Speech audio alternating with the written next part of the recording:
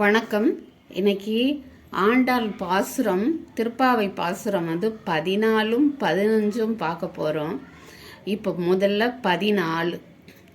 உங்கள் புழக்கடை தோட்டத்து வாவியுள் செங்கழு நீர் வாய் நெகிழ்ந்து ஆம்பல் வாய் கூம்பின கான் செங்கல் பொடிக்கூரை வெண்பல் தவத்தவள் தங்கள் திருக்கோவில் சங்கிடுவான் போதந்தார் எங்களை முன்னம் எழுப்புவான் வாய்பேசும் நங்காய் எழுந்திராய் நாணாதாய் நாவுடையாய் சங்கொடு சக்கரம் ஏந்தும் தடக்கையன் பங்கைய கண்ணனை பாடேலோர் எம்பாவாய்.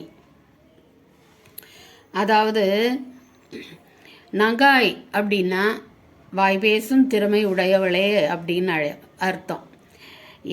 எல்லாரையும் எழுப்புவேன்னு சொல்லிட்டு நீ இன்னும் தூங்கிட்டு இருக்கிறியே, உன்னோட தோட்டத்தில் இருக்கிற கிணத்துல தாமரை பூக்கள் கூட மலர்ந்து போச்சு. அவங்கவுங்க தங்களுடைய கோயிலுக்கு காலை சங்கை ஊதுவதற்காக போகிறாங்க.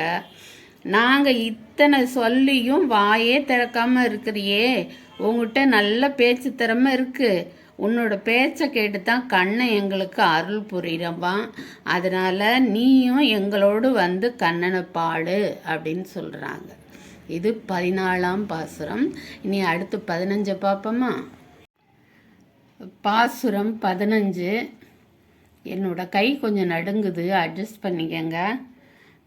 எல்லே இளங்கிலேயே இன்னும் உறங்குதியோ, சில்லென்று அழையேன் மீன் நங்கை மீர் போதர்கின்றேன்.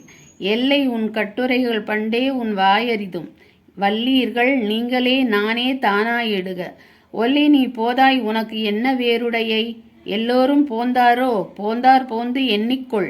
வல்லானை கொன்றானை மாற்றாரை மாற்றழிக்க வல்லானை மாயனை பாடேலோர் எம்பாவாய் அப்படின்னு பாட்டு.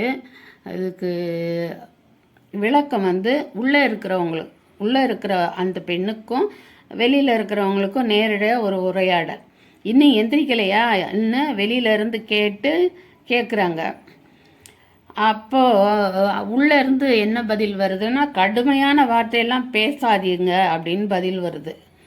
அப்புறம் மறுபடியும் தன்னோட தவறை உணர்ந்து, இல்லை என் மேலே தான் தவறு, எல்லோரும் வந்துட்டீங்களான்னு கேட்குறாங்க உள்ளே இருக்கிறவங்க. எல்லோரும் வந்திருக்கோம், நீயே எங்களை தொட்டு எண்ணிப்பாரு.